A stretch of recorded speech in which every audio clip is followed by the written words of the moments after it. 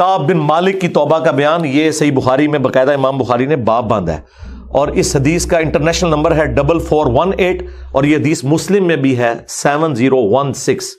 Word by word میں یہ حدیث بیان کروں گا، کیونکہ اس کی رکت اسی میں ہے کہ میں اسے لفظ با لفظ بیان کروں، آپ اس تکلیف کا احساس کریں جس سے کعب بن مالک گزرے، اور پھر الٹیمیٹلی ان کی توبہ قبول ہوئی، اور ایسی توبہ قبول ہوئی کہ قیامت تک قرآن میں ان کی توبہ کا ذکر ہے کہ اللہ نے قبول کی، اور اس کی وجہ سے اس سورت کا نام سورہ توبہ ہے، جب وہ غزوہ تبوک سے پیچھے رہ گئے۔ یہ ان کا بیٹا ہے عبداللہ، وہ اس حدیث کو بیان کرتا ہے۔ امام بخاری نے چند واسطوں سے ان کے بیٹے سے یہ حدیث لی ہے۔ وہ عبداللہ اور اس بیٹے کا ذکر امام بخاری نے کیا کہ جب کعب رضی اللہ تعالیٰ عنہ نابینا ہو گئے تو ان کے بیٹوں میں سے عبداللہ ہی تھا جو ان کو راستے میں پکڑ کر چلایا کرتا تھا، مسجد تک لے جاتا تھا۔ وہ عبداللہ بیان کرتا ہے کہ میں نے اپنے والد کعب بن مالک سے ان کے غزوہ تبوک میں شریک نہ ہو سکنے کا واقعہ سنا، تو انہوں نے بتایا کہ غزوہ تبوک کے سوا اور کسی غزوہ میں ایسا نہیں ہوا تھا کہ میں رسول اللہ کے ساتھ شریک نہ ہوا ہوں، البتہ غزوہ بدر میں بھی میں شریک نہ ہو سکا، لیکن جو لوگ غزوہ بدر میں شریک نہیں ہو سکے ان کے متعلق آپ صلی اللہ علیہ وآلہ وسلم نے کسی قسم کی ناراضگی کا اظہار نہیں فرمایا تھا، کیونکہ وہ آپشنل تھا، وہ اب ذکر بھی آ رہا ہے، کیونکہ آپ صلی اللہ علیہ وآلہ وسلم اس موقع پر صرف قریش کے قافلے کی تلاش میں نکلے تھے، لیکن راستے میں اللہ تعالیٰ کے حکم سے کسی پہلی تیاری کے باوجود اللہ تعالیٰ نے ان کو دشمنوں کے ساتھ ٹکروا دیا۔ وہ موزانہ طور پہ ہوا تھا، کیونکہ وہ بدر کے لیے نکلے، ورنہ تو یہ بھی ساتھ شامل ہوتے۔ میں لیلہ عقبہ میں رسول اللہ کی خدمت میں حاضر ہوا تھا، یعنی وہ مدینہ کے لیے جو ہجرت کے لیے جن چند ساتھیوں نے انصار مدینہ نے راہ ہموار کی تھی ان میں یہ شامل تھے، جو نبی الاسلام کی زندگی کا ایک ٹرننگ پوائنٹ تھا، ایک الٹرنیٹو بیس مل گیا۔ تو کہتے ہیں میں اس رات موجود تھا، یہ وہی رات ہے جس میں ہم نے مکہ میں اسلام کے لیے عہد کیا تھا، اور مجھے تو یہ غزوہ بدر سے بھی زیادہ عزیز ہے۔ اوئے خائے خائے، اگرچہ بدر کا لوگوں کی زبانوں پر چرچا زیادہ ہے، میرا واقعہ یہ ہے کہ میں اپنی زندگی میں کبھی اتنا قوی اور اتنا صاحب مال نہیں ہوا تھا جتنا غزوہ تبوک کے موقع پر، جبکہ میں آپ صلی اللہ علیہ وآلہ وسلم کے ساتھ تبوک کے غزوے میں شریک نہ ہو سکا۔ خدا کی قسم اس سے پہلے کبھی میرے پاس 2 اونٹ بھی جمع نہیں ہوئے تھے، لیکن اس موقع پر میرے پاس 2 اونٹ تھے۔ آپ صلی اللہ علیہ وآلہ وسلم جب کسی غزوے کے لیے تشریف لے جاتے تو آپ ذو معنی الفاظ استعمال کیا کرتے تھے، یعنی کوڈ ورڈز جن کے 2 معنی بنتے ہیں۔ وہ بخاری مسلم میں آیا کہ نبی الاسلام کہتے تھے کل ہم مشرق کی طرف جائیں گے، اور صحابہ کہتے ہیں ہم سمجھتے تھے کہ ہم نے مغرب کی طرف جانا ہے، تاکہ جو منافقین ہیں وہ ہماری خبر لیک نہ کر سکیں۔ لیکن غزوہ تبوک وہ موقع تھا کہ گرمی بڑی سخت تھی، سفر بہت لمبا تھا، ریگستانی سفر تھا، اور دشمن کی فوج بھی کثرت سے تھی، رومن امپائر، 700 کلومیٹر ریگستانی سفر، تمام مشکلات سامنے تھیں۔ اس لیے آپ صلی اللہ علیہ وآلہ وسلم نے مسلمانوں سے اس غزوے کے متعلق بہت تفصیل کے ساتھ بتا دیا تھا، یعنی یہ ظاہر ایک مشکل وقت تھا تو حضور نے کھول کے بیان کیا کہ بھائی ادھر ہی جا رہے ہیں، یعنی مطلب یہ ہے کہ جو یہ نعرے لگاتے ہیں نا کہ غلامی رسول میں موت بھی قبول ہے اور ٹکٹ کٹا لے اپنا، تاکہ اس کے مطابق پوری طرح تیاری کر لیں۔ چنانچہ آپ صلی اللہ علیہ وآلہ وسلم نے اس کی سمت بھی نشاندہی کر دی جدھر سے آپ کے جانے کا ارادہ تھا۔ مسلمان بھی آپ علیہ السلام کے ساتھ بہت زیادہ تھے، اتنے کہ کسی رجسٹر میں سب کے ناموں کا لکھنا بہت مشکل تھا۔ کعب کہتے ہیں کہ کوئی بھی شخص اگر اس غزوے میں شریک نہ ہونا چاہتا تو وہ خیال کر سکتا تھا کہ اس کی غیر حاضری کا کسی کو پتہ نہیں چلے گا، سوائے اس کے کہ اس کے متعلق وحی نازل ہو۔ تو حضرت کعب کا کیا عقیدہ تھا کہ نبی علیہ السلام ان کے صحابہ کے پاس علم غیب نہیں تھا جب تک کہ اللہ تعالیٰ وحی کے ذریعے نہ بتا دے۔ تو باب شاہی کوئی نہیں، ہاں ایسے میں بولا کہ نہ بولا، میرے نبی سا ہے ہی کوئی نہیں، تیرے باب شاہی کوئی نہیں۔ اور یہ عقیدہ صحابہ کا کہ علم غیب یہ ہے کہ اللہ بتائے۔ آپ صلی اللہ علیہ وآلہ وسلم جب اس غزوے کے لیے تشریف لے جا رہے تھے تو پھل پکنے کا زمانہ تھا اور سایہ میں بیٹھ کر لوگ آرام کرتے تھے۔ اچھا دیکھیں اللہ کی آزمائش کہ پھل پک کے تیار ہو جائے تو آپ نے ٹائملی اتارنا ہے، اگر آپ نے نہیں اتارا تو وہ تو آپ کی پورے سال کی اکانومی اس سے وابستہ ہے۔ اللہ نے عین اس ٹائم پہ آزما لیا کہ ٹھیک ہے اب تم نبی کے ساتھ جاؤ۔ اب بعد میں بھی بھوک نظر آ رہی ہے، کہتے ہیں لوگ بیٹھ کے نہ چوراہوں پہ یہی باتیں کرتے تھے۔ آپ صلی اللہ علیہ وآلہ وسلم بھی تیاریوں میں مصروف تھے اور آپ کے ساتھ مسلمان بھی، لیکن میں روزانہ سوچا کرتا تھا کہ کل سے میں بھی تیاری کروں گا۔ وہی جو آج کہتے ہیں جی کل تو انشاءاللہ داڑھی بھی رکھ لینی ہے، بس میرے بچیوں کے ہاتھ پیلے ہو جائے تو میں تو مسجد میں ہی بیٹھا رہوں گا، یہ وہی چیز ہے، یہ ہر انسان پہ، اسے طول عمل کہتے ہیں، لمبی امیدیں لگانا۔ میں روزانہ اسے ٹالتا رہا، مجھے اس کا یقین تھا کہ میں تیاری کر لوں گا، مجھے آسانیاں میسر تھی، یوں ہی وقت گزرتا رہا اور آخر لوگوں نے اپنی تیاریاں بھی مکمل کر لی اور آپ صلی اللہ علیہ وآلہ وسلم مسلمانوں کو ساتھ لے کر روانہ بھی ہو گئے۔ اس وقت تک میں نے کوئی تیاری نہیں کی تھی، اس موقع پر میں نے اپنے دل کو یہی سمجھایا کل یا پرسوں تک تیاری کر لوں گا، پھر لشکر سے تیزی سے جا کر مل جاؤں گا۔ کوچ کے بعد دوسرے دن بھی میں نے تیاری کے لیے سوچا لیکن کچھ نہ ہو سکی، پھر تیسرے دن سوچا اور اس دن بھی کوئی تیاری نہ ہو سکی، اور یوں وقت گزرتا گیا اور اسلامی لشکر بہت آگے بڑھ گیا۔ غزوہ میں میرے شرکت کے لیے بات اب دور کی بات ہو گئی اور میں یہی ارادہ کرتا رہا کہ یہاں سے چل کر اب ان تک نہیں پہنچ سکوں گا، تھیندے تھیندے تھی گیا۔ کاش میں نے ایسا کر لیا ہوتا، لیکن یہ میرے نصیب میں نہیں تھا۔ اچھا، جرم ہو جانے کے بعد آپ یہ کہہ سکتے ہیں میری تقدیر میں یہ لکھا تھا، پہلے نہیں۔ ہاں، وہ تو پھر اللہ پہ آپ بہتان مان دیں گے نا کہ میں نماز اس لیے نہیں پڑھ رہا کہ اللہ نے میرا مقدر کیا ہے کہ میں اگلی نماز نہ پڑھوں، نہ۔ ہاں، بعد میں آپ کہہ سکتے ہیں کہ میری تقدیر میں لکھا تھا کہ میں اتنا بدبخت ہوں کہ میں نماز چھوڑوں گا، اور وہ چھوڑوں گا اپنی مرضی سے، اللہ نے تو اپنے علم سے فورسی کیا ہے۔ آپ صلی اللہ علیہ وآلہ وسلم کے تشریف لے جانے کے بعد جب میں باہر نکلتا تو مجھے بڑا دکھ ہوتا، اوئے ہوئے، کیونکہ یا تو وہ لوگ نظر آتے تھے جن کے چہروں سے نفاق ٹپکتا تھا، ہاں، اب پیچھے رہنے والے تو وہ تھے جو ہے ہی منافقین تھے شکلوں سے، ٹھیک ہے، یا پھر وہ لوگ تھے جنہیں اللہ نے معذور اور ضعیف قرار دے کر معاف کر دیا تھا۔ وہ سورہ توبہ میں 92 نمبر آیت میں گزرا ہے نا کہ وہ لوگ پھر رسول اللہ سے اس حال میں واپس ہوتے ہیں کہ ان کی آنکھیں آنسوؤں سے تر ہوتی ہیں کہ نہ حضور انہیں کوئی سواری دے سکتے ہیں، غریب لوگ ہیں، اور وہ لوگ بھی جو مریض ہیں ان کو اللہ تعالیٰ نے اس حوالے سے چھٹکارا دے دیا۔ آپ صلی اللہ علیہ وآلہ وسلم نے میرے بارے میں کسی سے کچھ نہیں پوچھا، لیکن جب آپ تبوک پر پہنچے تو وہیں ایک مجلس میں آپ نے دریافت کیا کہ کعب نے کیا کیا۔ آپ نظروں میں تو تھا نا جی، خاص بندے جو ہوتے ہیں وہ نظروں میں تو ہوتے ہیں، یعنی یہ تو ایکسپیکٹ ہی نہیں نہ کیا جا سکتا کہ مین ٹیم ممبر پیچھے رہ جائے، تو اس سے اندازہ لگائے کہ حضرت کعب بن مالک کو چھوٹے بندے نہیں تھے۔ بنو سلمہ کے ایک صاحب نے کہا یا رسول اللہ اس کے غرور نے اسے آنے نہیں دیا۔ اس پر حضرت معاذ ابن جبل بولے تم نے بری بات کہی، یا رسول اللہ خدا کی قسم ہمیں ان کے متعلق خیر کے سوا اور کچھ معلوم نہیں۔ تو نبی علیہ السلام نے اس کے جواب میں کچھ نہیں فرمایا۔ دیکھیں انہوں نے پوری رپورٹ لی ہے پیچھے سے کہ کیا کچھ ہوتا رہا وہاں، اب حضور نے کوئی ورڈنگ دی، ظاہر ہے نبی علیہ السلام کو بھی غصہ تھا۔ کعب بن مالک رضی اللہ تعالیٰ نے بیان کیا کہ جب مجھے معلوم ہوا کہ نبی علیہ السلام واپس تشریف لا رہے ہیں تو اب مجھ پر فکر سوار ہونے لگی اور میرا ذہن کوئی ایسا جھوٹا بہانہ تلاش کرنے لگا جس سے میں کل حضرت کی ناراضگی سے بچ سکوں۔ دیکھیں وہ بھی عام انسان تھے، اتنے اولو العزم صحابہ، لیکن ظاہر نفس تو ہر بندے کے ساتھ لگا ہے، وہ بھی سوچ رہے ہیں کہ یار چلو میں بہانہ کر لوں گا، کوئی مجبوری تھی۔ ہوئے ہوئے ہوئے ہوئے، اپنے گھر کے ہر عقل مند آدمی سے اس کے متعلق میں نے مشورہ بھی کی، لیکن جب مجھے معلوم ہوا کہ نبی علیہ السلام مدینے سے بالکل قریب آ چکے ہیں تو غلط خیالات میرے ذہن سے بالکل نکل گئے اور مجھے یقین ہو گیا کہ اس معاملے میں جھوٹ بول کر اپنے آپ کو کسی طرح محفوظ نہیں کر سکتا۔ چنانچہ میں نے سچی بات کہنے کا پختہ ارادہ کر لیا۔ صبح کے وقت حضرت جب تشریف لائے تو آپ صلی اللہ علیہ وآلہ وسلم جب کسی سفر سے واپس آتے تھے تو آپ کی یہ مبارک عادت تھی کہ پہلے مسجد میں تشریف لے جا کر 2 رکعت نوافل پڑھتے، پھر لوگوں کے ساتھ مجلس میں بیٹھتے۔ جب آپ اس عمل سے فارغ ہو چکے تو آپ کی خدمت میں لوگ آنے لگے جو غزوہ میں شریک نہیں ہوئے تھے اور قسم کھا کھا کر اپنے عذر بیان کرنے لگے، اور ایسے لوگوں کی تعداد 80 کے قریب تھی، یعنی 80 لوگ ایسے تھے جو جھوٹے بہانے لگا رہے تھے۔ آپ صلی اللہ علیہ وآلہ وسلم نے ان کے ظاہر کو قبول فرما لیا اور ان سے دوبارہ سے عہد بھی لے لیا، ان کے لیے دعائے مغفرت بھی کی۔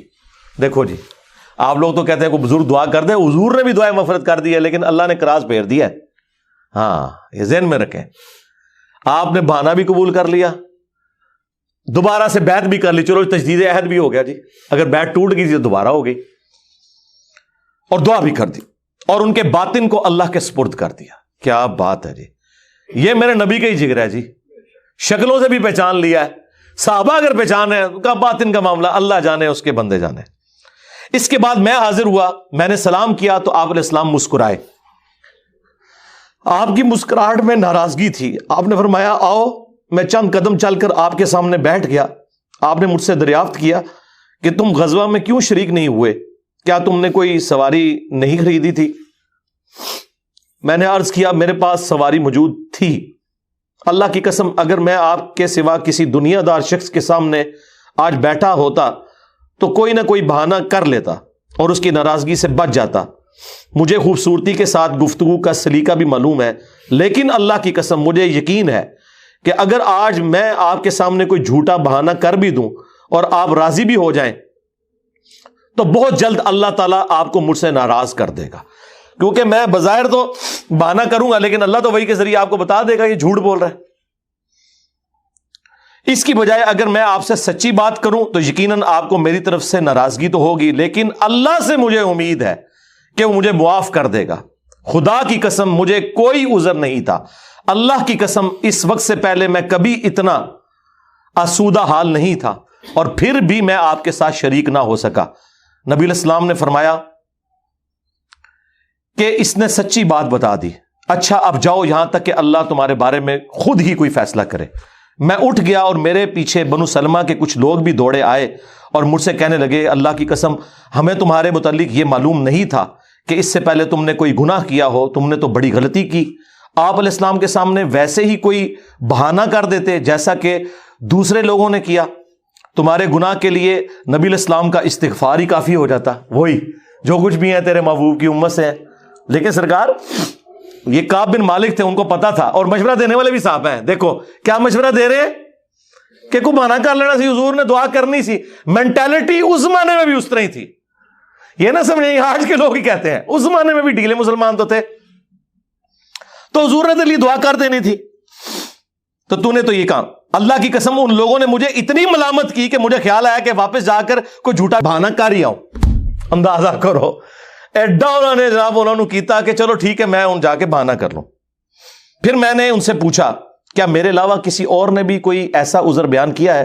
تو انہوں نے بتایا کہ ہاں 2 حضرات اور ہیں جنہوں نے معذرت کی جس طرح تم نے کی، اور انہیں بھی وہی جواب ملا جو تمہیں ملا. میں نے پوچھا وہ کون ہے؟ تو انہوں نے بتایا کہ مرارہ بن ربیع اور ہلال بن امیہ رضی اللہ عنہما. ان 2 ایسے صحابہ کا نام انہوں نے لے دیا جو صالح تھے اور اصحاب بدر بھی تھے. ان کا طرز عمل میرے لیے نمونہ بن گیا. انہوں نے کہا اگر یہ 2 بدری صحابی بھی ان کے ساتھ بھی یہی کچھ ہوا ہے نا تو میں اچھے لوگوں کی فہرست میں اب شامل ہو جاؤں، میں اب پکا رہوں. ان کا طرز عمل میرے لیے نمونہ بن گیا. چنانچہ انہوں نے جب ان بزرگوں کا نام لیا تو میں اپنے گھر چلا آیا. آپ علیہ السلام نے لوگوں کو ہم سے بات چیت کرنے سے ممانعت کر دی. لو جی سوشل بائیکاٹ ہو گیا. اللہ اکبر. بہت سے لوگ جو غزوے میں شریک نہیں ہوئے تھے ان میں سے صرف ہم 3 تھے.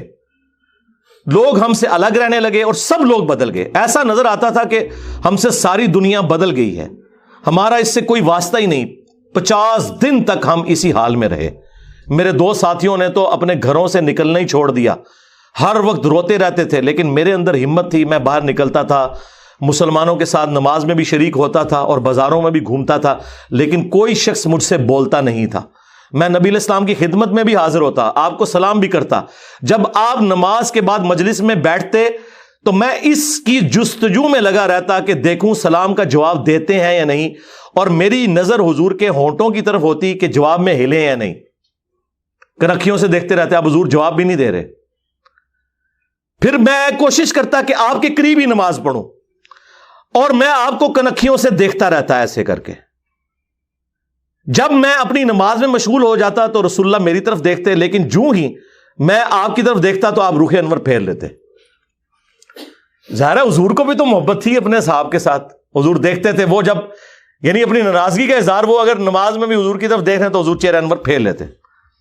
تو میں ایک دن ابو قتادہ کے باغ کی دیوار پر چڑھ گیا. وہ میرے چچا زاد بھائی تھے اور مجھے ان سے بہت گہرا تعلق تھا. میں نے انہیں سلام کیا، لیکن اللہ کی قسم انہوں نے بھی میرے سلام کا جواب نہیں دیا. میں نے کہا ابو قتادہ تمہیں اللہ کی قسم کیا تم نہیں جانتے کہ اللہ اور اس کا رسول سے مجھے کتنی محبت ہے؟ انہوں نے کوئی جواب نہیں دیا. میں نے دوبارہ ان سے یہی سوال کیا، اللہ کی قسم دے کر پوچھا، لیکن وہ پھر بھی خاموش رہے. میں نے پھر اللہ کا واسطہ دے کر ان سے سوال کیا. اس مرتبہ انہوں نے صرف اتنا کہا، اللہ اور اس کا رسول زیادہ بہتر جانتے ہیں. دیکھے جی اس بات کا جواب انہوں نے کہا بھائی اللہ کے نبی نے منع کیا ہے، اب بائی کاٹ ہے تیرا۔ اللہ اکبر۔ اس پر میرے آنسو پھوٹ پڑے، میں واپس چلا آیا اور دیوار پر چڑھ کر نیچے باہر اترا۔ پھر وہ بیان کرتے ہیں کہ ایک دن مدینہ کے بازار میں جا رہا تھا کہ شام کا ایک کاشتکار جو کہ غلہ بیچنے مدینہ آیا تھا پوچھ رہا تھا کعب بن مالک کہاں رہتے ہیں؟ لوگوں نے میری طرف اشارہ کیا، وہ میرے پاس آیا اور غسان جو بادشاہ تھا رومن امپائر کا، اس کا ایک خط مجھے دیا۔ وہ جو اس کا ایک سمجھ لے چھوٹی چھوٹی جو امپائر کے اندر بنی ہوئی تھی ان میں سے ایک کا وہ گورنر تھا۔ اس خط میں لکھا تھا کہ مجھے معلوم ہوا ہے کہ تمہارے صاحب یعنی رسول اللہ صلی اللہ علیہ وآلہ وسلم نے تمہارے ساتھ زیادتی کی ہے، نعوذ باللہ۔ اللہ نے تمہیں کوئی ذلیل ہونے کے لیے پیدا تو نہیں کیا کہ تمہارا حق ضائع کیا جائے، تم ہمارے پاس آ جاؤ، ہم تمہارے ساتھ بہتر سلوک کریں گے۔ یعنی دشمن کی فوج کے ہیڈ کی طرف سے خط آیا۔ جب میں نے یہ خط پڑھا تو میں نے کہا کہ ایک اور امتحان آ گیا۔ اچھا جی سرکار ایک خط کسی اور کو لایا ہو کہ جی اے دیکھ لو یا رسول اللہ منو تے بڑی آفر جے۔ یہاں لوگ دنیا دار لوگ ہی کرتے ہیں نا جی مجھے فلاں جگہ سے آفر ہو رہی ہے، لیکن جو اہل ایمان ہے وہ تو کہتے ہیں کہ یار میں اس لیول پہ گر گیا ہوں کہ اب کافر بھی مجھے بلا رہے ہیں۔ انہوں نے یہ رزلٹ نکالا چونکہ مومن تھے نا۔ میں نے اس خط کو تندور میں جلا دیا۔ ان 50 دنوں میں سے جب 40 دن گزر گئے تو نبی علیہ السلام کا ایلچی میرے پاس آیا اور اس نے کہا کہ رسول اللہ نے حکم دیا ہے کہ اپنی بیوی کے قریب نہ جاؤ۔ میں نے پوچھا میں اسے طلاق دے دوں یا پھر مجھے کیا کرنا ہے؟ تو انہوں نے کہا نہیں طلاق نہیں دینی، صرف جدا ہو جاؤ۔ میرے دونوں ساتھیوں کو جنہوں نے میری طرح معذرت کی تھی یہی حکم ملا۔ میں نے اپنی بیوی سے کہا کہ اپنے میکے چلی جاؤ، اس وقت تک وہیں رہو جب تک کہ اللہ تعالیٰ اس معاملے کا کوئی فیصلہ نہ کر دے۔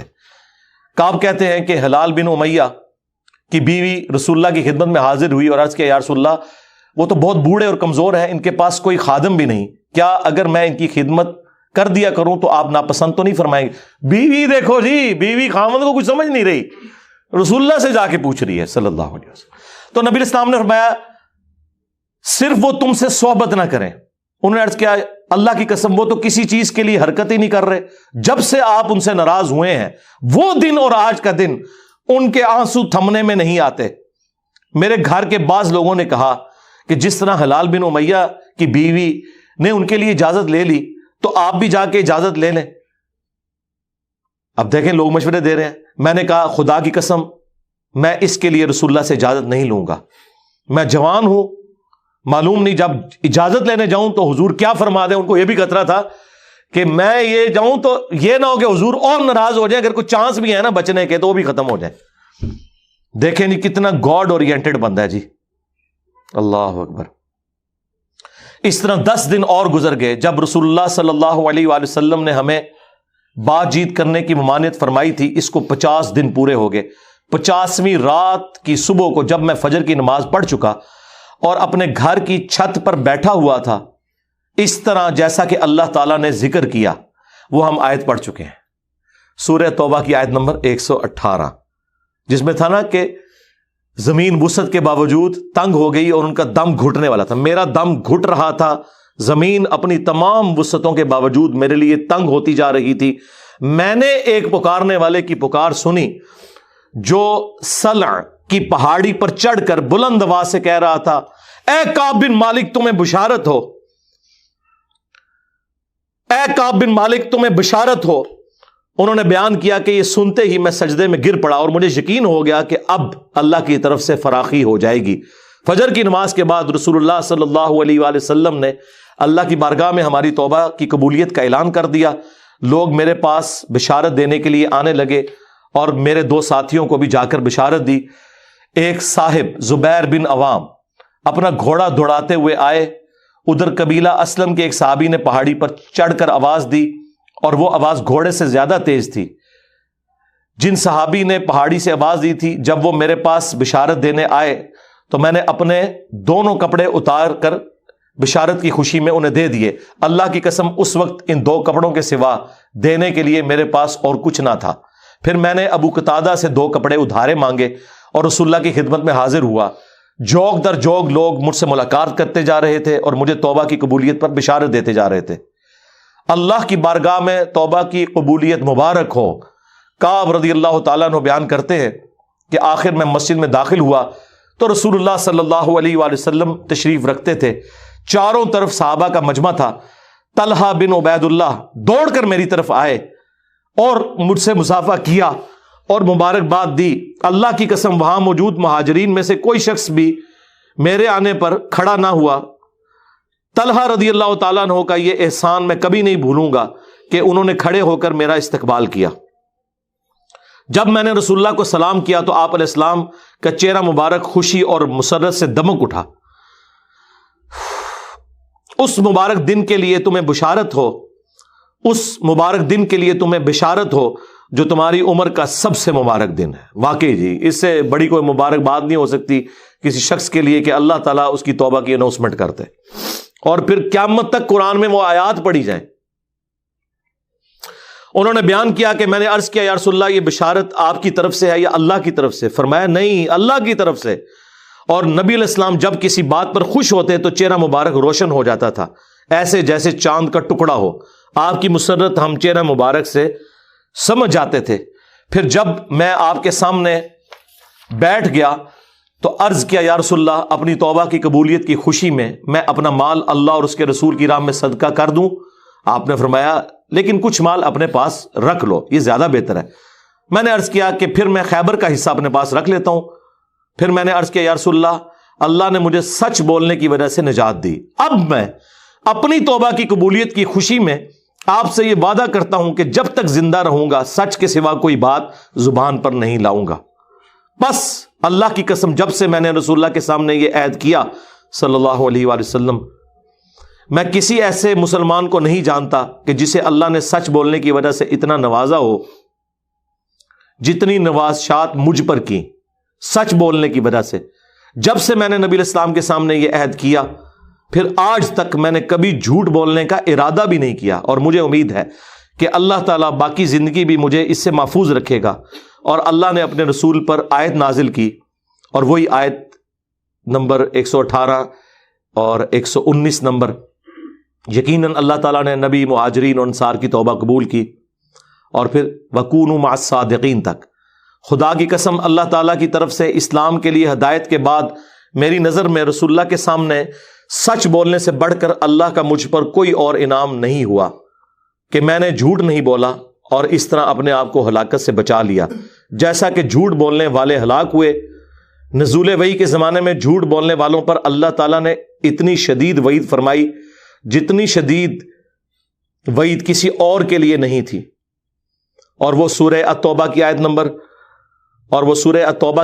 96 کا انہوں نے پھر یہاں پہ حوالہ دیا کہ ان قریب جب تم اے نبی واپس جاؤ گے تو یہ جھوٹے بہانے کریں گے، اور اگر تم ان سے راضی بھی ہو جاؤ اللہ تعالیٰ ان سے راضی نہیں ہوگا۔ کعب کہتے ہیں کہ چنانچہ ہم 3 ان لوگوں کے معاملے سے جدا رہے جنہوں نے رسول اللہ کے سامنے جھوٹی قسمیں کھائی تھیں اور آپ نے ان کی بات مان بھی لی تھی اور ان سے بیعت بھی لے لی اور ان کے لیے دعائے مغفرت بھی کی۔ ہمارا معاملہ رسول اللہ نے چھوڑ دیا اور اللہ نے خود اس کا فیصلہ کیا، اور پھر اللہ تعالیٰ نے یہ آیت نازل کی جو ہم نے یہ پڑھی سورہ التوبہ کی آیت نمبر 118، وَعَلَى الثَّلَاثَةِ الَّذِينَ خُلِّفُوا حَتَّى إِذَا ضَاقَتْ عَلَيْهِمُ الْأَرْضُ بِمَا رَحُبَتْ وَضَاقَتْ عَلَيْهِمْ أَنفُسُهُمْ وَظَنُّوا أَن لَّا مَلْجَأَ مِنَ اللَّهِ إِلَّا إِلَيْهِ ثُمَّ تَابَ عَلَيْهِمْ لِيَتُوبُوا إِنَّ اللَّهَ هُوَ التَّوَّابُ الرَّحِيمُ۔